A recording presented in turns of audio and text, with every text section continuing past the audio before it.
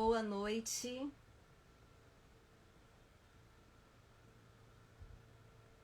Muito boa noite, amigos e amigas que estão chegando para mais uma live do Evangelho do Grupo Espírita Paulo e Estevão. Sejam todos e todas bem-vindos.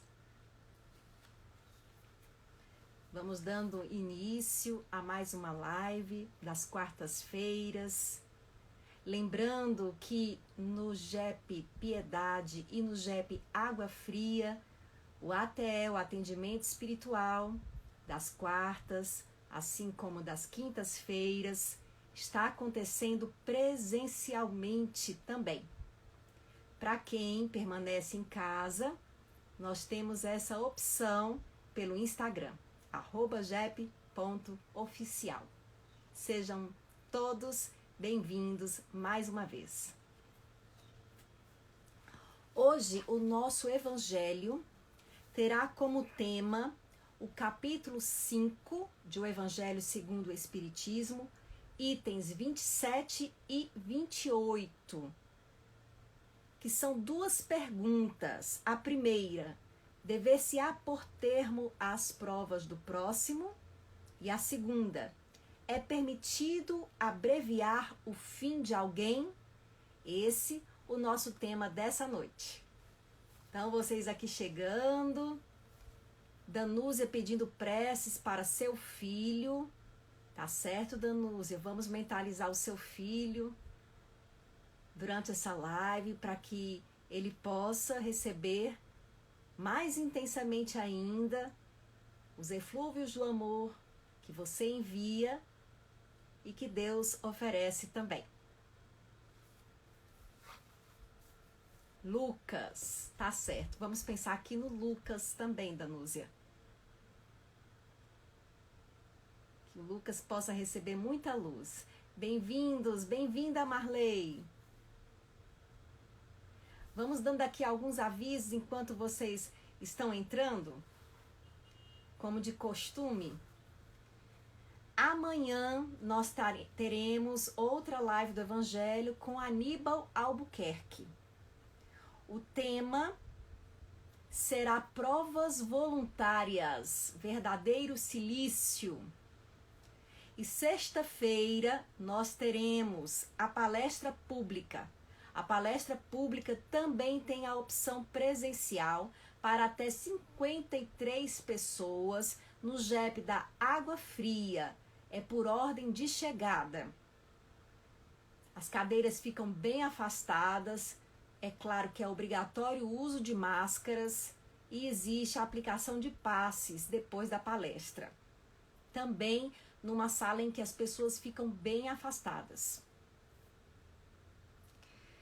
A palestra terá como tema "Que queres que eu faça?" E a palestrante é a nossa querida Pera. Pera vai estar falando sexta-feira às 20 horas no Grupo Espírita Paulo e Estevão, do bairro Água Fria. A palestra será transmitida simultaneamente aqui pelo Instagram. Estão todos convidados. Então, deixa eu ver aqui, muita gente já presente. Mais uma vez as nossas boas-vindas.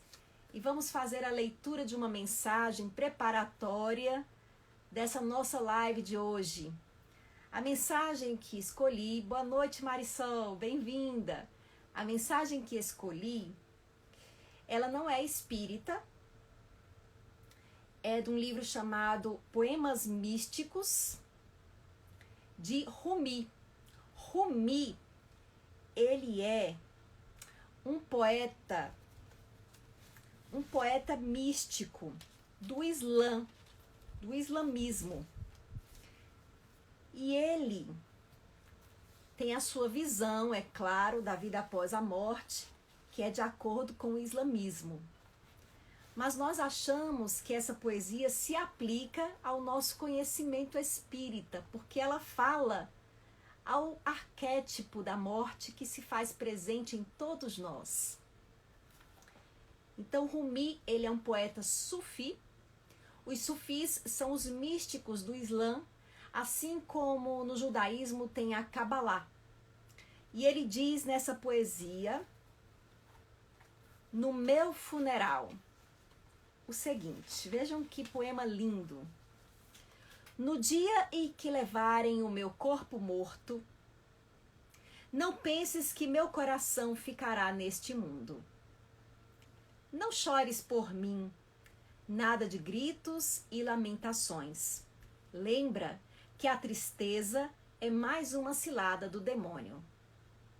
Ao ver o cortejo passar, não grites, ele se foi. Para mim, será esse o momento do reencontro. E quando me descerem ao túmulo, não digas adeus. A sepultura é o véu diante da reunião no paraíso. Ante a visão do corpo que desce, pensa em minha ascensão. Que há de errado com o declínio do sol e da lua? O que te parece declínio é tão somente alvorada. E ainda que o túmulo te pareça uma prisão, é ele que liberta a alma. Toda semente que penetra na terra germina. Assim também há de crescer a semente do homem. O balde só se enche de água se desce ao fundo do poço. Por que deveria o José do Espírito reclamar do poço em que foi atirado? Fecha a tua boca deste lado e abre-a mais além. Tua canção triunfará no alento do não lugar. Essa referência a José é o José do Egito, que tem na Bíblia. Ele foi atirado num poço pelos seus irmãos e o que parecia ser o fim, na verdade, era o começo de uma nova vida, que o transformou num grande homem na história bíblica. Vamos então, nesse momento, dar início às reflexões acerca do Evangelho segundo o Espiritismo em mais uma live do Evangelho. Boa noite, Ivan. Saúde para você também e muitas alegrias igualmente. Deixa eu ver quem mais chegou aqui. Muita gente chegando, dando boa noite. Boa noite a todos. Aqueles que eu não pude saudar porque estava aqui lendo. Sejam bem-vindos, Terezinha. Todos fiquem à vontade. A gente vai fazer um comentário acerca do Evangelho e depois dar uma lida aqui no que vocês vão acrescentando ou até mesmo perguntando nesses comentários aqui do Instagram. O Evangelho de hoje, como eu disse de início, capítulo 5, itens 27 e 28. O Evangelho segundo o Espiritismo. E é bem o finalzinho do capítulo, esse capítulo que a gente vem estudando já há algumas quartas e quintas-feiras, que é Bem-aventurados os aflitos, uma frase de Jesus em O Sermão da Montanha. E essa pergunta é a da questão do item 27, dever-se-á por termo às provas do próximo? Então, o que é que ele está perguntando aqui, Kardec? Ele está perguntando, e quem responde é um espírito chamado Bernardino, em Bordeaux, 1863.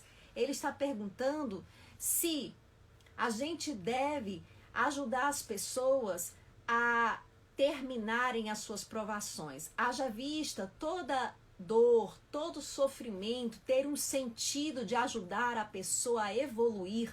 Quando a gente vê alguém sofrendo, será que a gente tem que ajudar essa pessoa desse ponto de vista da necessidade do sofrimento como um instrumento de crescimento? Então, o que a gente faz?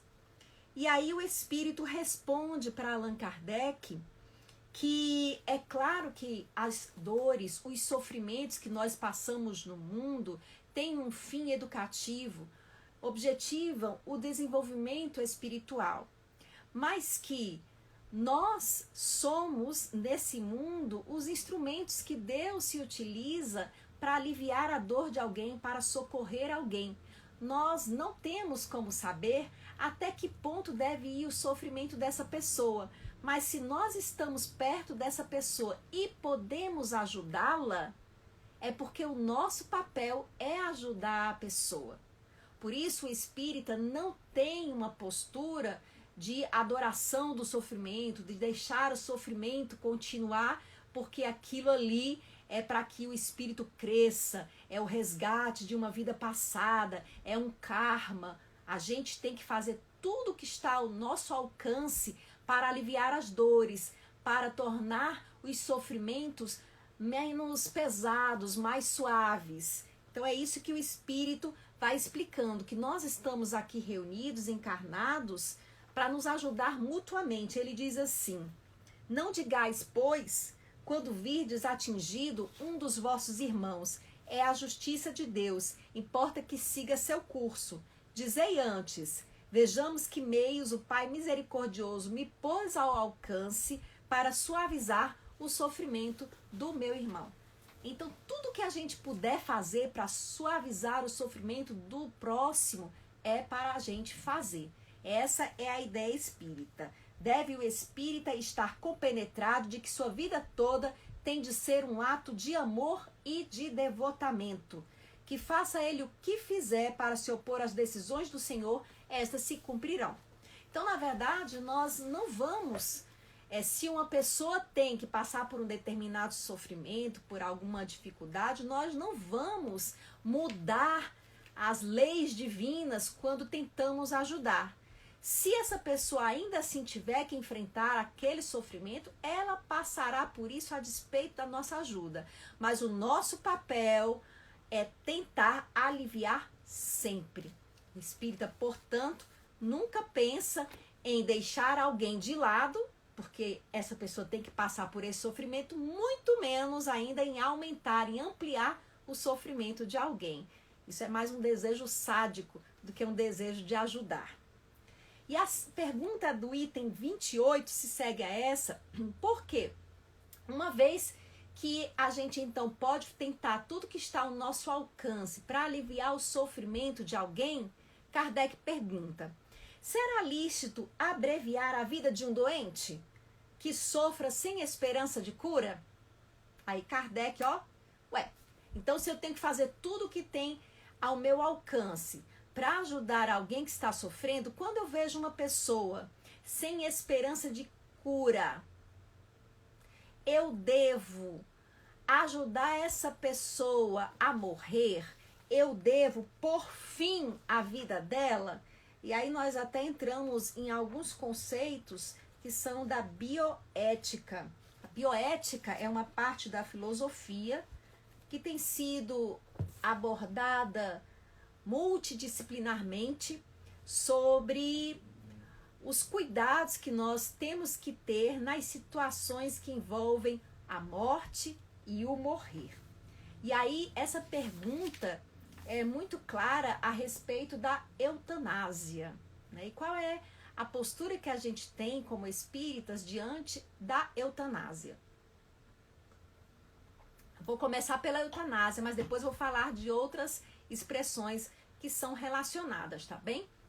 Mas, em primeiro lugar, eu quero deixar bem claro para todos vocês, principalmente aqueles que não conhecem a doutrina espírita ainda, que não existe um manual de regras e procedimentos do espírita. Ele pode isso, ele não pode aquilo. Ele pode isso, ele não pode aquilo.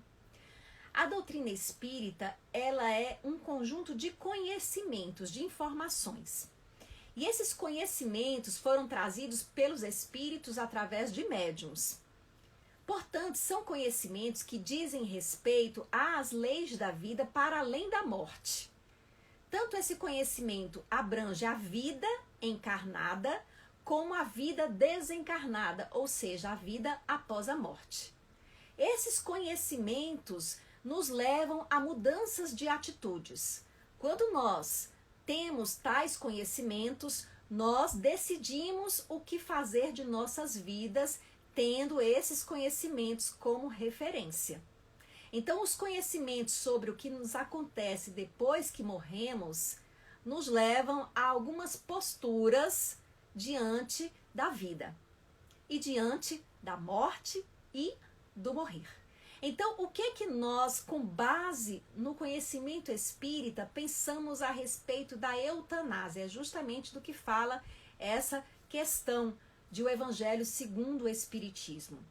Nós entendemos que os momentos que antecedem a morte, se é uma morte lenta, porque existem as mortes abruptas, inesperadas, e existem as mortes esperadas, anunciadas, às vezes anunciadas anos antes, quando a pessoa tem uma doença progressiva e incurável, do ponto de vista material, do ponto de vista da ciência médica atual. Então, diante de um tal diagnóstico, a gente pode achar que já que essa pessoa vai morrer mesmo e há uma possibilidade de sofrimento, será melhor adiantar a morte dela. Então, nós hoje temos as situações em que as pessoas estão hospitalizadas, por exemplo, ligadas a aparelhos, em coma, e a gente se pergunta, será que a gente deve desligar esses aparelhos e antecipar a morte e acabar com esse sofrimento? E aí os espíritos esclarecem aqui essa questão, vou até ver quem é o espírito que responde essa questão aqui. É o espírito São Luís, em Paris, 1860. O São Luís diz que, embora o corpo da pessoa esteja ali definhando, o espírito ele está em algum nível desperto e vivendo essa experiência. E aqueles minutos finais, se for o caso da pessoa ter poucos minutos de vida, são minutos importantes, significativos, para que essa pessoa, às vezes, tenha uma mudança vibracional, uma mudança de frequência do pensamento. Então, cada minuto é importante. Por isso, a gente não deve abreviar a vida de uma pessoa através da eutanásia, que é uma conduta, né? Uma conduta de uma terceira pessoa que provoca a morte de alguém que se encontra em sofrimento terrível e irremediável. Mesmo assim, São Luís diz, nesse sofrimento a pessoa pode ter uma mudança. Os momentos de sofrimento, às vezes, são momentos que levam a mudanças drásticas na maneira de pensar. E isso pode fazer toda a diferença no momento do desencarne. Isso coincide, gente, com a ideia budista do enfrentamento da morte. Eu, por exemplo, posso indicar a vocês o livro tibetano do Viver e do Morrer, que já li, que é uma adaptação do livro tibetano dos mortos para o homem ocidental. E lá, o monge Sogyal Rinpoche, ele diz que quando chega aquele momento da transição, o que o espírito estiver pensando naquele momento vai ser determinante para a sua vida após a morte. Ora, isso coincide perfeitamente com a doutrina espírita e com as comunicações mediúnicas, em que os espíritos falam que aquela reflexão no momento da morte, aquele pensamento, aquele sentimento que veio, fez alguma diferença, teve um grande efeito sobre como esse espírito chegou do lado de lá, na vida eterna, no mundo espiritual. Então, como cada minuto é valioso e importante, pode levar a pessoa a uma mudança de pensamento e a uma vivência menos traumatizante da morte, a gente deve deixar que a morte aconteça naturalmente. E aí a gente está falando o quê? Da ortotanásia, né? Em bioética a gente chama de ortotanásia o não prolongamento da vida. O que veio acontecendo? Com todos os avanços da medicina, né, da ciência, nós conseguimos prolongar a vida de muitas maneiras através do uso de substâncias, do uso de aparelhos, de equipamentos. Nós podemos estender a vida de alguém que está hospitalizado, e isso acontecer de uma forma tal que venha a causar sofrimento para essa pessoa, porque ela fica longos e longos períodos num estado de sofrimento, mantida a todo custo viva, com a ajuda de aparelhos, porque a família não consegue dizer adeus. E aí, nesse caso, é a distanásia, que é um prolongamento da vida provocado pelo uso dos aparelhos, um prolongamento artificial da vida, que mantém a pessoa nesse mundo, presa ao corpo, o espírito preso ao corpo, por uma não aceitação da família. Diferente da ortotanásia. O que é a ortotanásia? A pessoa tem, nesse momento, acesso, né, dentro de um hospital. Aqui a gente está trazendo essa, que é uma morte muito comum hoje em dia. Então, essa pessoa tem acesso a todos os cuidados paliativos, ao alívio do sofrimento, a um máximo de conforto dentro daquele quadro em que ela se encontra, não só no hospital, mas em casa também isso pode acontecer, existe isso, existe medicina para isso hoje em dia, mas não se prolonga a vida dela para além do funcionamento natural do seu corpo. Respeita-se o morrer. Então, seria hoje, dentro da bioética, considerada uma condição ideal de morrer. Uma, entre aspas, boa morte.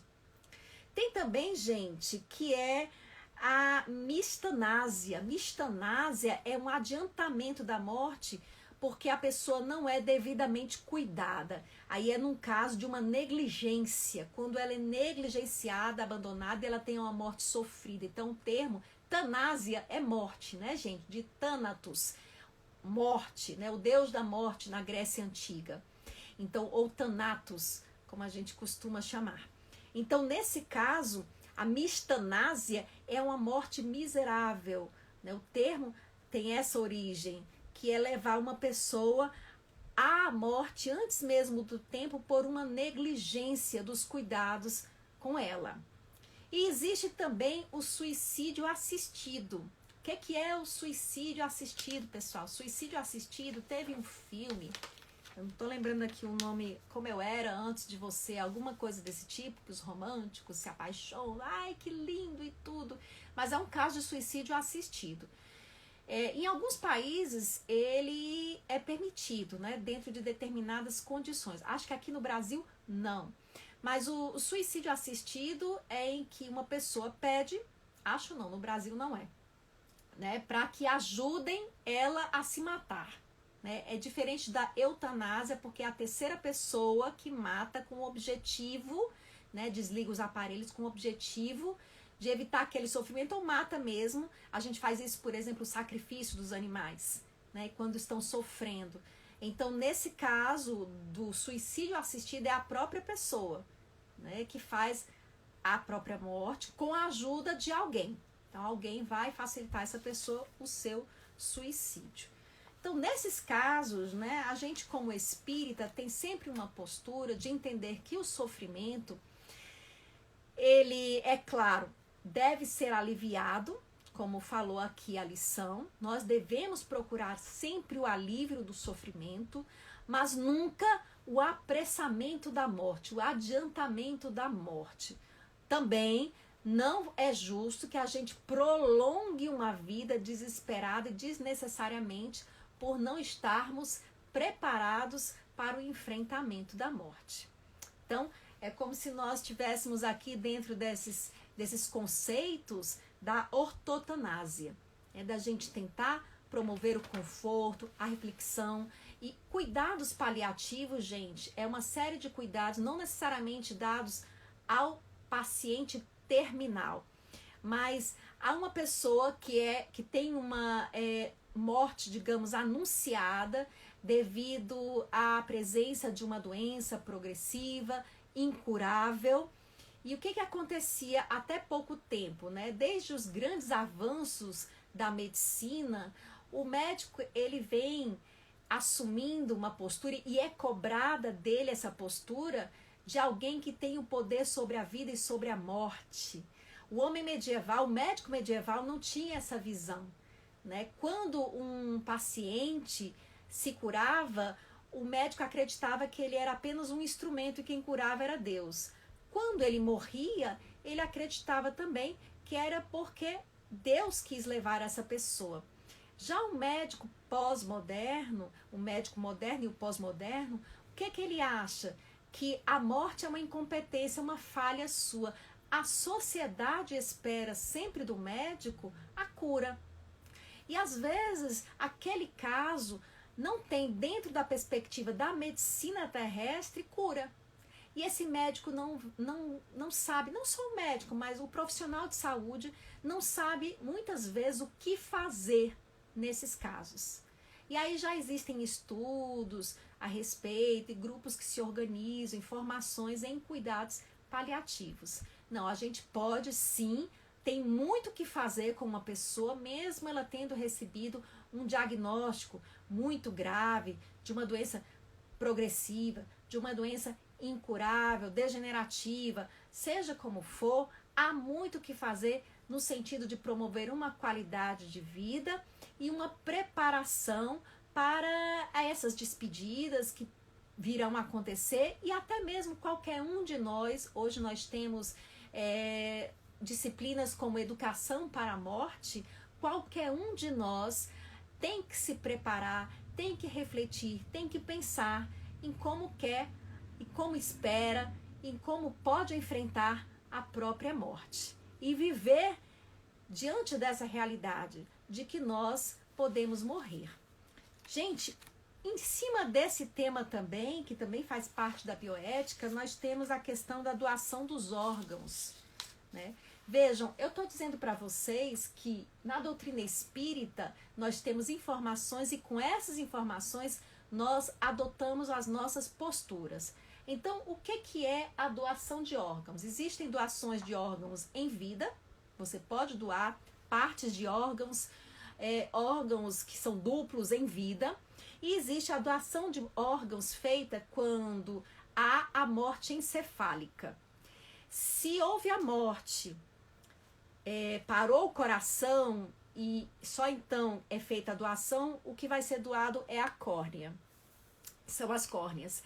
Mas, em geral, existe uma equipe, né? O que está acontecendo muito é de existir uma equipe, e quando é anunciada a morte encefálica, que é a morte cerebral, começa o processo da doação dos órgãos. Então, a equipe também do hospital entra em contato com a família, e a família vai autorizar ou não a doação dos órgãos. Caroline, mas aí a pessoa não morreu e a gente está doando os órgãos dela, não está fazendo justamente isso que não deve fazer, matando a pessoa. Na verdade, gente, a pessoa morreu, né? O que pode acontecer, e isso, né, tem que ser supervisionado e cobrado, é um erro, né, do diagnóstico. Por isso que existe dentro do Brasil, por exemplo, você tem que ter pelo menos o exame de 2 médicos anunciando a morte cerebral. Então, não é uma coisa irresponsável anunciada de qualquer maneira. Existe uma série de critérios que são observados e um profissional depois, outro é chamado para que se anuncie a morte cerebral. A morte cerebral, até hoje, ela é irreversível. Então, ela é morte mesmo. Por que se chama morte cerebral? Porque o coração, ele continua batendo. Mas o cérebro, ele já não está mais com viabilidade. Ele está inviável. É diferente do coma. No coma, existe viabilidade cerebral. Na morte cerebral, não. É morte. Então, é questão de horas o coração parar de bater. E a respiração só está acontecendo por conta dos aparelhos. São os aparelhos que estão mantendo os pulmões funcionando. Então, nesse caso, é anunciado à família, a pessoa, na verdade, morreu. A morte cerebral é morte do ponto de vista da nossa vida material, aquele corpo está morto e é naquele momento, porque ainda há uma irrigação sanguínea do organismo, que tem que ser feita a doação dos órgãos. E aí, o que o Espiritismo diz a respeito disso? O Espiritismo não diz nada, não existe isso no Livro dos Espíritos, não existe isso, porque não tinha isso no tempo de Kardec. Quem diz são os espíritas. Então, vocês vão ouvir aqui uma espírita falando, tá bem? Com base no conhecimento e nas informações dos espíritos. O que acontece? Existem alguns espíritas que são contra a doação de órgãos. Olha, vejam só. Eles se fundamentam no seguinte, que o nosso corpo ele está todo imantado de energia. Que alguns espíritos, quando desencarnam, algumas pessoas ao desencarnarem, permanecem ligadas ao corpo físico. Tão grande é o seu apego ao corpo. E se um órgão for doado desse corpo para uma outra pessoa, esse espírito ligado ao corpo, ligado àquele coração, digamos, vai até onde está essa pessoa e pode ficar ligado a ela num fenômeno obsessivo. Eu acho que assim, é meio que inevitável minhas caras e bocas, e vocês já devem ter percebido que eu não penso dessa forma. Como é que eu, como espírita, penso? Penso que é o seguinte, qualquer um de nós, ao morrer, se for uma pessoa apegada ao corpo, vai ficar apegada ao corpo. Doando ou não doando órgão. E se doar órgão, talvez isso já seja um mérito, alguma ajuda que se vai ter para esse espírito que está doando o órgão. É um último gesto de amor, de caridade. Porque existe alguém precisando desse órgão para viver. E você já não vai mais viver. Então, já existe aí um ato, um gesto de amor, de caridade. E na doutrina espírita nós acreditamos que fora da caridade não há salvação. Ah, mas aí ele vai ficar apegado ao corpo. Isso aí é uma questão desse espírito, do apego dele. E vai ser uma boa oportunidade dele ir desapegando também. Porque ele vai ter que desapegar. Se ele vai ficar apegado no corpo, porque o coração está com outra pessoa, o corpo dele que está debaixo da terra, que foi cremado, ele também vai sentir todos os processos de decomposição, de cremação, enfim. Não é a gente que vai resolver isso desse espírito. Para todos os espíritos que desencarnam, a gente faz a prece no sentido de tentar ajudá-los a enfrentar esse momento. Então, acho que isso é até um desfavor que se faz à medicina atual, há milhares de famílias que precisam da doação de órgãos, há milhares de pessoas que podem ser beneficiadas com isso, quando nós colocamos medo no coração das pessoas. E aí eu vou contar até para vocês, né? O meu pai, ele foi um beneficiário de um coração que foi doado. Então, uma pessoa fez a doação, quer dizer, a mãe de alguém fez a doação de um coração para o meu pai. E ele permaneceu ainda um mês vivo com esse coração. E foi um mês muito importante para ele, de muitas reflexões, e certamente que fez toda a diferença no desencarne dele. Esse processo foi um processo muito importante para ele. Caroline, houve rejeição do órgão? Não, não aconteceu rejeição do órgão. Meu pai faleceu de infecção hospitalar. Então, na verdade, não houve uma rejeição. Ele até brincou, porque soube que o coração dele era de uma pessoa jovem. O papai já estava com 71 anos. Aí ele ria, dizia que estava com um coração de novo, de homem novo. Então, para ele foi uma gratidão enorme receber esse coração. E a gente acredita que uma ligação foi estabelecida realmente espiritual entre ele e o doador. Porque eu fui testemunha da gratidão dele a esse desconhecido e às pessoas que autorizaram a doação. E quando ele desencarnou, acredito que papai chegou a ajudar esse doador, espiritualmente falando. Papai também, claro, deve ter tido seu processo de desencarne e desligamento, mas a gente lembra, sim, de algum momento estar com ele no hospital, por exemplo. Eu estava com o papai, ele já tinha recebido o órgão, e ele estava adormecido e meio perturbado, e acordou, e eu perguntei, pai, o que foi? E ele disse, minha filha, eu escutei alguém dizendo, mãe, mãe. E eu sabia que tinha sido uma mãe que havia autorizado aquela doação, e era um filho único. E nesse momento, ele não sabia disso. Eu falei, pai, então pode ser o doador, vamos fazer uma prece por ele? Ele, vamos. E a gente fez uma prece, fez um evangelho por ele. Então acredito que ali um vínculo se estabeleceu e deve ter feito muita diferença para esse jovem esse momento de prece por um desconhecido que havia sido beneficiado por ele. Depois da prece, papai dormiu tranquilamente e eu perguntei, pai, o senhor ainda está vendo alguma coisa? Ele, não, minha filha, ele foi socorrido. Então, assim, papai tinha mediunidade. Houve essa experiência. E eu divido essa experiência de peito aberto aqui com vocês, porque acho que pode ajudar muita e muita gente. Né? Então, se a gente puder beneficiar outras pessoas com a doação, fica esse convite. A gente pode fazer sim. O desapego, gente, ele tem que ser exercitado em vida. Então, nós temos que entender que esses nossos corpos são apenas roupas, instrumentos. Por isso que a gente trouxe essa lição do começo, essa poesia do começo, do Rumi, né? Quando o nosso corpo morto desce à terra, o nosso espírito liberto ascende ao céu. É assim que a gente tem que encarar a partida desse mundo e nos preparar para isso. Então, é só um instrumento. A nossa essência permanece viva. E se alguém puder ainda fazer uso do instrumento, ótimo, que faça. Avisem a família de vocês, a minha família já está avisada, mas Caroline, a gente tem medo que façam um mercado.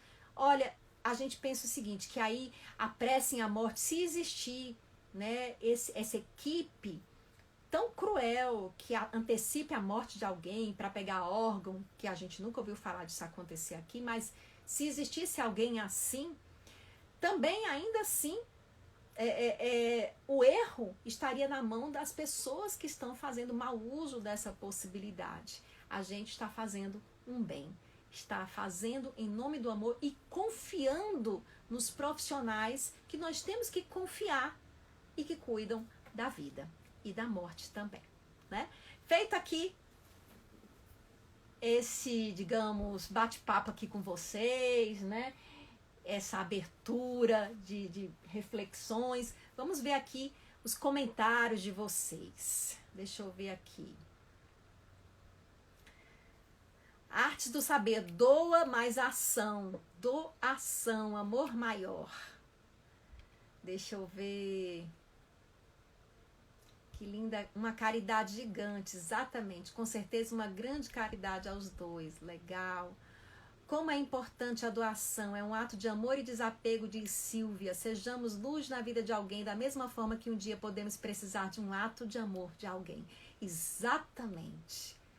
Isabelle, fora da caridade não há salvação. Artes do Saber, a política de transplante de órgãos é uma das mais sérias do mundo. Obrigada, também acho. Eu já tive a oportunidade de participar, né, de alguns encontros a respeito. Isso já depois... E uma dos empecilhos, né, para a doação dos órgãos é justamente a nossa ideia de que se uma pessoa está respirando, ela não morreu, né? A parada cardiorrespiratória é que pra gente que está de fora faz a gente acreditar que aconteceu uma morte. Então, na verdade, muitas vezes a família, ela tem medo, né, de estar tirando uma chance de reversibilidade do quadro. Essas chances, gente, acontecem nos quadros de coma. Na morte cerebral, quando um hospital anuncia, houve toda uma série de investigações, isso não é feito irresponsavelmente. O hospital não tem nenhum interesse em estar tirando a vida das pessoas, tá certo? Então a gente tem que estudar mais, pesquisar, se informar mais para poder melhor ajudar. A Edna, primeira vez que me assiste, bem-vinda, Edna, obrigada. Hoje eu ia na sede da Água Fria, mas não deu para ir. Próximo dia eu vou, próxima quarta. Ah, vá sim, ó, tem amanhã lá também. Estou começando meus estudos faz pouco tempo, mas já está me ajudando tanto. A Mariana aqui está dizendo Mona Lisa, né? Mona Lisa Mariano é seríssima. Tem vários protocolos para confirmar efetivamente a morte de alguém. Exatamente, gente. E é importante, eu achei que era uma oportunidade da gente falar disso daqui hoje. E também essa ideia que a gente tem de que uma morte anunciada tira todo o sentido da vida, de forma alguma. Né? Existe um livro chamado, eu até indico a vocês também, A Última Grande Lição. Esse livro é um livro lindo de Mitch Albom, acho que esse é o nome do autor, em que ele narra a história de um professor dele que teve a morte anunciada. E esse professor chegou a fazer o próprio velório em vida, porque ele disse assim, eu queria escutar as pessoas no meu velório. Aí ele mandou um convite para o velório para escutar as pessoas. Mas é feito de uma forma muito linda, é muito interessante esse livro, e aí é chamado A Última Grande Lição. Deixa eu ver mais alguma coisa que vocês estejam... a respeito da eutanásia, gente, aqui a Daniela está dizendo, já participei algumas vezes de captação de órgãos e também de cirurgia para recebimento. É algo lindo e emocionante. Eu acredito, Daniela. Uma vez eu escutei vários profissionais falando, né, que eu achei tão lindo isso, né? As pessoas têm muita sensibilidade. E os profissionais que trabalham com isso também. Então, quando alguém tem a morte anunciada, né, e que a família autoriza a doação, o corpo ele é retirado, né, para poder fazer a extração dos órgãos. O corpo não fica deformado, isso também é uma coisa que é errada, mítica que a gente tem. É feito tudo de uma maneira muito, muito séria, muito bem feita. E eles dizem que eles ficam, né, em duas fileirinhas esperando o corpo passar, em atitude de prece, de respeito por aquela vida que está indo, mas que está ao mesmo tempo salvando uma outra vida. Então eu acho muito bonito esse procedimento. É claro, gente, que a vida de alguém que recebeu um órgão doado pode também ser uma vida muito complicada, né? Existe todo um trabalho de conscientização. Mas o objetivo com que se faz isso é estender um pouco mais essa vida para que a pessoa tenha mais oportunidades de reflexão, de crescimento, né? E aqui, olha aqui, Glau Félix tem um livro maravilhoso de uma médica paliativa, Histórias Lindas de Morrer, super indico. Gente, existem muitos profissionais hoje em dia trabalhando com isso, né? E aí vocês podem pesquisar, porque existem várias obras. Existe o Franklin Santana Santos, que é um médico, também é espírita, e ele trabalha com muitos grupos envolvendo a morte e o morrer. Também adora Encontre, né? E tem trabalho junto com ele, muito interessante sobre esse tema. O Ceará Viagens está perguntando quando eu vou estar na sede Água Fria. Presencialmente eu só vou estar numa palestra em julho, né? Só em julho. Por enquanto a gente está participando do ESD e aqui das lives online mesmo. Tá bem, gente? Então, deixa eu ver se tem mais alguma contribuição de vocês. Eu ia falando sobre os animais, né? A gente também, quando eu falei da eutanásia, né? A morte do animal. Vejam, o sacrifício de um animal que está sofrendo é diferente, né? O ser humano, ele tem todo um tempo, ele tem toda uma reflexão, né? Ele vai refletir, ele tem um arrependimento, ele tem uma necessidade de pedir perdão, uma necessidade de perdoar, né? Que podem ser trabalhados nesse momento, as despedidas. Um animal, gente, não, o animal não tem remorso, não tem culpa, né? Então você pode, uma vez que o médico veterinário determina que esse animal vai sofrer muito, né? Você escolher às vezes manter um animal em grande sofrimento é o contrário. Já pode ser aí um ato mais egoístico. Então tudo isso, existe muita responsabilidade, cuidado nosso, contato com o coração, para a gente saber identificar o que é egoísmo nosso e o que é real necessidade de ajudar, né? Ou o que é necessidade também de nos livrar. Então a gente tem que estar caminhando, por isso que existe todo um ramo estudando isso, a bioética, né? Estudando esses liames que são muito delicados entre o que deve e o que não deve ser feito. É muito difícil a gente estipular certezas, né? Dar linhas absolutas demarcatórias do certo e do errado no nosso mundo, porque existe uma série de fatores atuando, de nuances que devem ser consideradas, e só quem está vivendo realmente sabe o que é viver essa experiência. Então a gente tem que ter, sobretudo, respeito pela liberdade e pela dor do outro. A leveza de como é abordado esse assunto também faz diferença. O amor em primeiro lugar, diz a Cassandra. É verdade. A Vanessa dizendo que optou por ser doadora quando tinha 18 anos. No tempo ainda colocavam no RG. Pois é. Minha família toda sabe. Primeira vez, deixa eu ver aqui. Eu optei, deixa eu ver aqui mais alguma coisa que vocês possam falar. Acho incrível o processo de doação. Muita gente, acabou que a gente falou muito da doação, né, gente? E diante de todos esses assuntos, né, que levantam as discussões da bioética, nós temos um tema central, que é a morte. E como a gente se prepara para o morrer.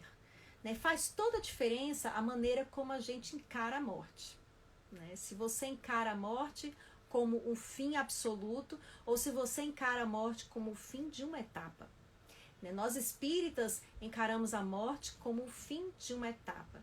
Na verdade, tudo é transição, tudo é transformação. Nós estamos morrendo e ressuscitando todos os dias, pode-se dizer, finalizando processos, iniciando novos processos. Não sei se é uma poesia da Cecília Meirelles que fala isso, né? Que todo dia, ou é Clarice Lispector, a gente morre um pouquinho em algum aspecto ou no outro aspecto. A gente convive com o morrer mesmo de situações. Então, para o espírita, a morte existe nesse sentido. Existem sempre portas que estão se fechando, mas outras estão se abrindo, né? O nosso processo evolutivo é esse caminhar. Então, a morte, ela não é encarada com o desespero de que vai ser o final, o último fim, depois não tem mais nada. Ah, mas nunca ninguém voltou do lado de lá para nos dizer. Pelo contrário, o espiritismo nasceu disso, dos espíritos que voltaram para dizer como é esse lado de lá. E daí é que veio a doutrina espírita. Não foi qualquer espírito, não, gente. Não é qualquer espírito falando, a gente acredita, não. Existe todo um processo de investigação dessas mensagens dos espíritos para que elas sejam realmente validadas, consideradas sérias. Porque espíritos são como gente. Então, do mesmo jeito que tem gente que é ardilosa, que mente, que gosta de impressionar, tem espírito também. Então, tem todo um estudo na doutrina espírita de preparação para lidar com essas mensagens mediúnicas. Mas o mais importante é que o espiritismo ele é chamado também de uma doutrina consoladora. Por quê? Um dos motivos é esse, porque a gente perde aquele medo da morte. É claro que a gente tem o receio de como vai ser a nossa partida, de como vai ser essa morte, de como será esse dia. A gente não tem como marcar, combinar. Aí, pessoal, eu quero que seja assim, né? A gente está aqui e não sabe direito como é que vai partir para o lado de lá. Mas sabemos que existem mortes e mortes. E sabemos também que o que faz muita diferença nesse momento é como a gente está por dentro. Se nós pararmos para prestar atenção, Jesus teve uma morte terrível, né? Na cruz, torturado, abandonado, injustiçado, na frente da mãe dele. Então é uma morte terrível de se descrever. E ao mesmo tempo ele saiu liberto e leve, dizendo: Pai, em suas mãos eu entrego meu espírito. Como a gente tem notícias de Carlos IX, por exemplo, um rei francês que ordenou a matança de São Bartolomeu, que morreu na sua cama, cercado de cuidados, mas desesperado, aos gritos, cheios de remorso. Então, cheio de remorsos. Então, o que faz a diferença na hora da morte mesmo é como a gente está por dentro. Segundo os espíritos, o processo do desligamento não é doloroso. A gente vê isso em O Livro dos Espíritos. O que torna doloroso é o nosso apego, é a maneira como a gente enfrenta esse momento. E isso também é a maneira como a gente enfrenta isso quando acontece com aqueles que nos são próximos. Claro que toda despedida ela é dolorosa, mas a gente tem que ter perspectiva de uma vida que continua. E isso faz toda a diferença para a gente no enfrentamento da morte. Deixa eu ver mais alguma coisa que vocês colocaram aqui. A Jaque está dizendo que nunca teve um animalzinho, mas sei o amor que desperta. Pois é, Jaque, eu percebo isso. As pessoas que têm animaizinhos, né, elas ficam bem apegadas. A Simone está dizendo que já acompanhou a eutanásia de um gatinho, chorou muito, mas não sou tão radical. Cada caso é um caso, exatamente. Olha a Darlene Braga que está dizendo pra gente, importante também é o cadastro de doação de medula, porque você não precisa, foi o que eu falei lá, né, que existem doações que são feitas em vida, inclusive a doação de sangue, né, então assim, a gente pode fazer muitas doações em vida e a gente pode se cadastrar. Clarice Lispector, a Simone falou aqui da poesia. Mesmo encarando o fim como o fim de uma etapa, tenho medo do não reencontrar Danúzia. Danúzia, aí sabe o que a gente faz quando a gente tem medo? A gente estuda mais. É importante a gente ter a dúvida. A dúvida, ela mobiliza o conhecimento. Faz com que a gente vá atrás. Então eu sugiro a você que busque mais e mais livros que trazem informações a esse respeito. Existem livros, inclusive não espíritas, livros científicos que trazem a hipótese da morte, da vida após a morte, como até mais possível, mais provável do que a da não vida após a morte. Você vê isso em psicologia transpessoal. As fronteiras da evolução e da morte, se eu não me engano, de Pierre Weil, por exemplo. Mas é Holanda, Carol, obrigada por me dar um consolo sobre a eutanásia de animais. Me culpa até hoje porque tive que fazer a eutanásia de um gatinho. Há uma veterinária que disse que não tinha mais jeito. Eu estava sem poder. Exatamente. Então, né, você fez realmente, no caso do gatinho, porque o gatinho não vai ficar, eu me arrependo, eu queria falar com a minha mãe. É diferente. A gente é que tem assim. Já que está dizendo que é verdade, a doutrina espírita ajuda muito a aceitar a morte. A Alê está dizendo aqui que não tem tanto medo da morte, tem medo de perder os entes que ama. Pois é, Alê, eu acho que isso inevitavelmente acaba acontecendo com a gente, né? Porque é por um processo, a não ser que a gente morra jovem. Se você desencarnar jovem, você talvez não vá passar, né, pela perda de alguém que ama. Mas enquanto a gente vive e a gente envelhece, a gente vai assistindo isso, né? Então nós vamos vendo a perda, e a gente vai vendo a perda inclusive da nossa juventude, né? A gente vai ver a perda da beleza, a perda daquela saúde, daquela energia toda. Vejam como a vida é sábia, é como se a vida fosse convidando a gente a desapegar, né? E vai desapegando, vai se soltando disso, vê que tudo isso é passageiro, vai deixando para lá e vai olhando o que importa, vai cultivando o que importa. Isabelle, Carol, pode falar mais um pouquinho sobre por termo as provas do próximo? Às vezes podemos intervir no crescimento do outro. A gente sempre deve tentar, Isa, aliviar o sofrimento dos outros. Sempre. Sempre que você que tiver na sua mão ajudar alguém, você pode tentar ajudar alguém. Agora tem uma coisa, né? A gente tem que ter cuidado também com... Ixi, isso é bem delicado. Como eu disse, não existem linhas demarcatórias, você vai ter que bem rígidas, ver cada situação. Porque eu falei agora, mas eu lembrei que tem determinadas pessoas que ajudar essas pessoas, às vezes, é dar um não. Tipo, um dependente químico, né? Então, ele está sofrendo uma crise de abstinência.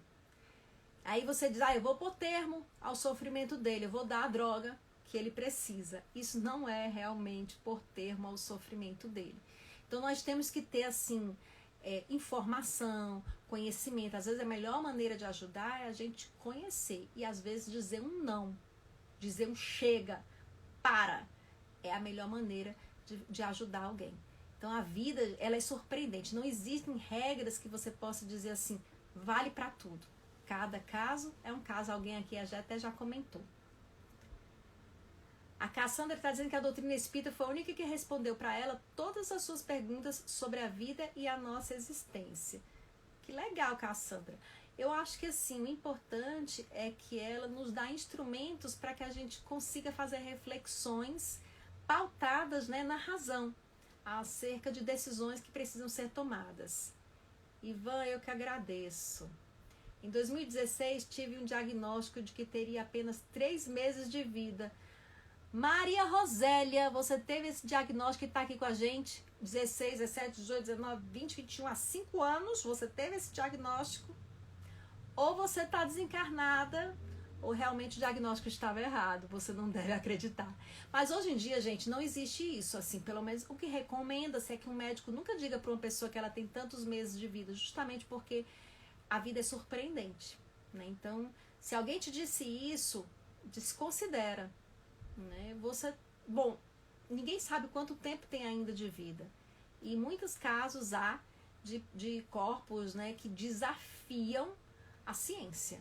Porque apesar da ciência dizer é impossível essa pessoa viver mais de tanto tempo e ela ultrapasse muito. Que bom que você está aqui para contar essa história, Maria Rosélia. A Simone tá dizendo que é doadora de sangue, vai fazer cadastro para doar medula. Olha aí, Marlene, seu conselho aí dando já efeito. Ela tem um livro que fala sobre eutanásia em animais, do Dr. Marcel Benedetti. Super recomenda. Aqui pessoas falam dos doadores de sangue, eutanásia em gatinhos e animais. E aqui muitas colocações de vocês. E dando graças a Deus aqui. Que maravilha, Rosélia. Também acho. Gente, tá chegando o finzinho da nossa live. Malu tá dizendo aqui, é preciso a gente discutir o posso, devo ajudar, do quero ajudar. Exatamente, Malu. Né? Como é a melhor forma de ajudar? Às vezes a melhor forma de ajudar é fique na sua. Às vezes a gente quer, mas não pode. Não deve por causa justamente dos limites saudáveis que devem existir. Exatamente. Então você precisa também, para ajudar, ter a informação. Né? A gente ajuda melhor quando se informa mais. Enfim, para ir finalizando aqui nossa live, eu vou ler para vocês uma poesia dele, do meu pai, do livro Cura Teu Coração, Vanderlei Pereira. E olhem, o papai, quando ele entrou na fila do transplante, ele começou pouco antes já a escrever esse livro, né? Ele passou 6 meses na fila de transplante, do transplante. Então, esse livro foi escrito durante esses meses. Na verdade, ele escreveu muito mais poesia. Isso aqui é um terço, chega a ser um terço das poesias que ele escreveu. Tem muitas que não foram publicadas. Né? E essa daqui, Ao Divino Doador. Vejam o que ele disse, né? Ele tinha que ficar esperando a doação do órgão. Então é um estado de expectativa. Quem já passou por isso sabe como é. A família, ela fica em expectativa. Então isso que a gente vive agora de ficar de máscara, o papai ficou nessa época. Ele estava com a imunidade baixa e ele tinha medo de estar doente quando chamassem para doação. Então ele ficava muito em casa, né? E com máscara se saísse. E ele tinha uma expectativa grande dessa doação. Então ele escreveu Ao Divino Doador. Senhor Jesus, ensina-me a esperar a solução das coisas com prudência. Se podes uma espera prolongar, é mais para lições de paciência. Todo doente, é claro, quer curar a dor que sofre com eficaz urgência. Porém, morrer, sobreviver, sarar, são decisões da eterna providência. Isso não quer dizer que o sofredor deva esperar sem nada mais agir, nem pedir mais ao grande doador. Mas quer dizer que não se desespere, que busque a solução, que ela vai vir no tempo certo, que é o de Deus. Espere. Então, tudo dá certo no final. Não esqueçam nunca disso. Ai, Caroline, mas tem gente que morre, é claro. Todo mundo vai passar por isso. Quem disse que morrer não é dar certo? Chega uma hora que a gente tem que sair daqui mesmo e voltar para o nosso mundo original. Faz parte da vida. A gente é que tende a encarar a morte como um castigo. Mas a morte está presente desde que a vida surgiu aqui nesse planetinha. E já está mais do que na hora da gente se acostumar com isso e se preparar para esse momento, aproveitando a vida da melhor maneira. E a melhor maneira de aproveitar a vida é amando. Amando a gente, amando o nosso próximo, amando cada coisinha que tem no mundo. Olhar para esse mundo e aprender a agradecer. Em tudo que nos acontece, a gente aprender a identificar um motivo para dizer obrigada, meu Deus. Bem, gente, obrigada aqui pela companhia de vocês, pela participação de cada um, né? O Elise dizendo aqui que a gente começa a morrer quando nasce. A Raquel de Queiroz diz isso, né? E aqui a gente já falando desse momento atual, né? Paciência, a vacina chegou, o Ceará está indo bem na vacinação, nós vamos conseguir, tá bem?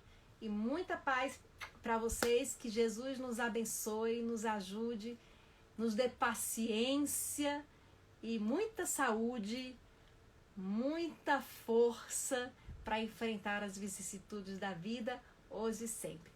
Até semana que vem, gente. Amanhã tem a live com Aníbal, tá bom? E sexta-feira, palestra com a Pera. Tchau, tchau. Jesus nos abençoe a todos. Muito obrigada a todos vocês.